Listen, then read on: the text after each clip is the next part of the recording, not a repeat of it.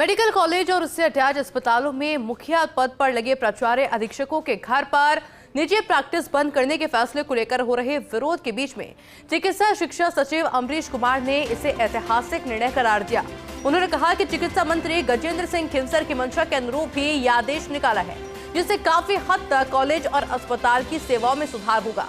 प्रशासक full time college अस्पताल पर ही फोकस करेंगे तो उसके काफी अच्छे परिणाम आएंगे। उन्होंने विरोध कर रहे चिकित्सकों से भी आग्रह किया कि वह निजी प्रैक्टिस का मोह छोड़कर मरीज के हित को देखें। आदेश के किसी बिंदु पर कोई आपत्ति हो तो वार्ता का रास्ता हमेशा खुला है। इस पूरे मामले को लेकर चिकित्सा शिक्षा सचिव अमरीश कुमार से खास बातचीत की हमारे एसोसिएट एडिटर विकास शर्मा ने।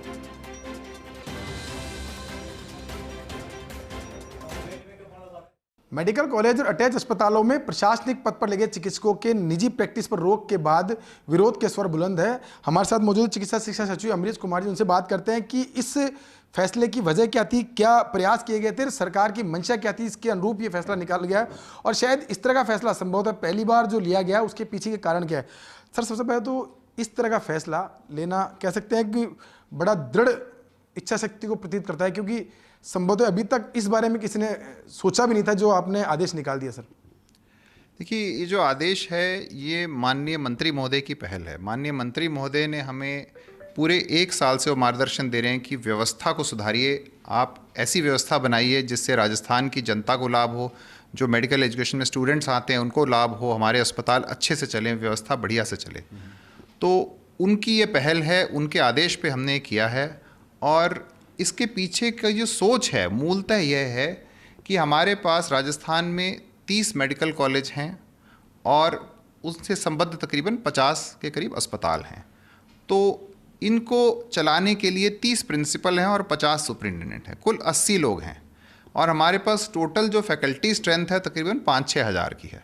तो ये जो 80 लोग हैं, इनकी जिम्मेदारी है कि मेडिकल कॉलेज में जो हज़ारों की संख्या में छात्र पढ़ते हैं और जो लाखों की संख्या में मरीज़ आते हैं, उनके साथ प्रॉपरली न्याय हो, उनके साथ अच्छा व्यवहार हो, उनकी अच्छी सेवा हो, उनकी अच्छी पढ़ाई हो। तो उसके लिए जो हमारा जैसे एसएमएस मेडिकल कॉलेज है वो दुनिया के सबसे बड़े मेडिकल कॉलेजेस में से है। हम शायद कह सकते हैं कि सबसे बड़ा मेडिकल कॉलेज है।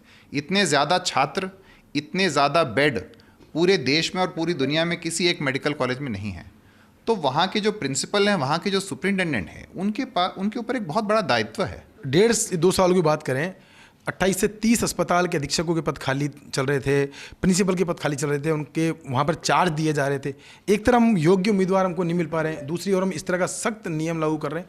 क्या लगता है, और फिर तीसरी बात ये कि हमने कहा कि बाहर से हम चिकित्सक ला सकते हैं, क्या लगता है कि आपकी जो प्रयास है इस प्रयास को धरातल पर उतार पाएंगे? देखिए, ऐसा है, हमारी जो टोटल फैकल्टी है उसमें से 30 से 40% लोग हैं जो प्राइवेट प्रैक्टिस नहीं करते हैं। तो ये कहना गलत है कि प्राइवेट प्रैक्टिस करने वाले लोग उपलब्ध नहीं हैं, और वो क्लिनिकल वाले भी हैं और नॉन क्लिनिकल वाले हैं। दोनों प्रकार के लोग हैं जो प्राइवेट प्रैक्टिस नहीं करते हैं। हमारे पूरे व्यवस्था में काफ़ी लोग हैं, हमने पूरा इसका डिटेल सर्वे कराया था। तो और जो लोग क्लिनिकल प्रैक्टिस कर भी रहे हैं, मान लीजिए आपने 20 साल प्राइवेट प्रैक्टिस कर ली, यदि आप 3 साल नहीं करेंगे तो क्या ज़्यादा फ़र्क पड़ जाएगा? भाई, आपने एक बहुत बड़ी जिम्मेदारी ली है। कल तक आप बैठकर कुछ मरीज़ देखते थे एक विभाग में, आज आपके पास एक मेडिकल कॉलेज जिसमें 50 विभाग हैं, जिसमें रोज़ की 10,000 की ओपीडी है, जिसमें 5,000 बेड हैं। तो ये एक बहुत बड़ी जिम्मेदारी है। तो वो उसका एक कॉन्शियस चॉइस होना चाहिए प्रिंसिपल का और सुपरिटेंडेंट का कि मैं ये करना चाहता हूँ। सर, एक सवाल ये भी है कि एनपीए तो एक सामान्य चिकित्सक है, उसके लिए भी लागू है। अगर मान लो कोई भी नॉन प्रैक्टिस अलाउंस लेना चाहता है तो उसको मिलता है। एडमिनिस्ट्रेटर के रूप में अगर कोई काम करे और वो एनपीए लेता है तो उसको और कोई वित्तीय लाभ देने के लिए कोई विचार किया जा रहा है कि अगर कोई ऐसी डिमांड उठती है तो उस पर विचार किया जाए, क्योंकि एडमिनिस्ट्रेटिव के रूप में एक्स्ट्रा काम भी करे और एनपीए तो सामान्य जो चिकित्सक उसकी तरह मिले। तो क्या उस दिशा में कोई काम डिस्कशन चल रहा है? देखिए, इसके 2 पार्ट हैं।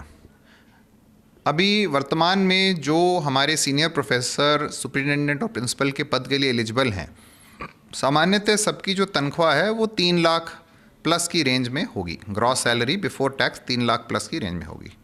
और यदि वो एनपीए लेते हैं तो 20% के हिसाब से 61,000 रुपये का एनपीए बनता है।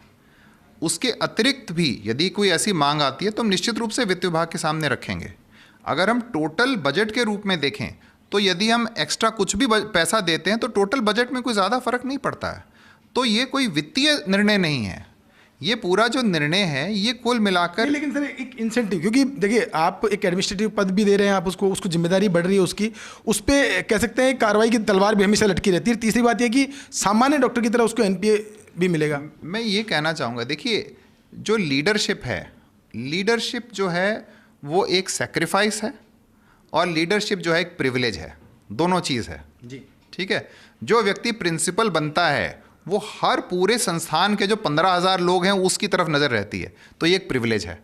उस प्रिविलेज पे बैठने के लिए कुछ त्याग निश्चित रूप से करना पड़ता है, जो सब लीडरशिप पोजीशन पे लोग करते हैं, है ना। जितने भी लोग किसी भी लीडरशिप पोजीशन में दुनिया में कहीं भी बैठे हैं, चाहे प्राइवेट सेक्टर में चाहे सरकार में, वो अपना पूरा ध्यान, मतलब लोग 15 से लेके 20 घंटे तक रोज़ पूरे अपनी सेवा में लगाते हैं, तभी कोई लीडरशिप पोजीशन सफल होती है।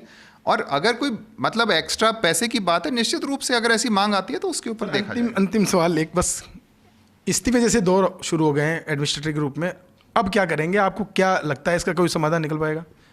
देखिए मैं ये कहता हूँ कि हर चीज़ का समाधान वार्तालाप है।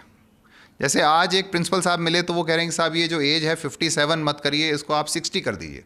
तो हमने कहा ठीक है, विचार किया जा सकता है कि आप 60 की उम्र में प्रिंसिपल बने, आप 65 तक रहे और रिटायर हो गए, तो प्रिंसिपल के रूप में रिटायर होना एक अच्छा, उसके लिए एक सम्मानजनक बात है।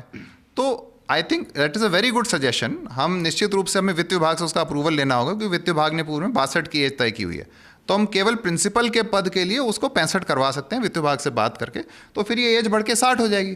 तो अब जो किसी का संशय है, यदि वो सामने आके रखेगा और बात करेगा तो हर चीज़ का समाधान है। इनकी जो मंशा है कि किस तरह से अस्पताल रन किए जाएं, कॉलेज रन किए जाए, सबसे खास बात है जिसके लिए ये रन किए जा रहे हैं यानी कि मरीज, उसकी सुविधा में किसी भी तरह का खलल नहीं आए, ये उनकी मंशा है। इसी मंशा को देखते हुए आदेश निकाला गया है। अब देखना ये हुआ कि जो जिम्मेदार पद पर बैठे हुए लोग हैं वो इसको किस तरह से समझते हैं, किस तरह से वार्ता का दौर होता है।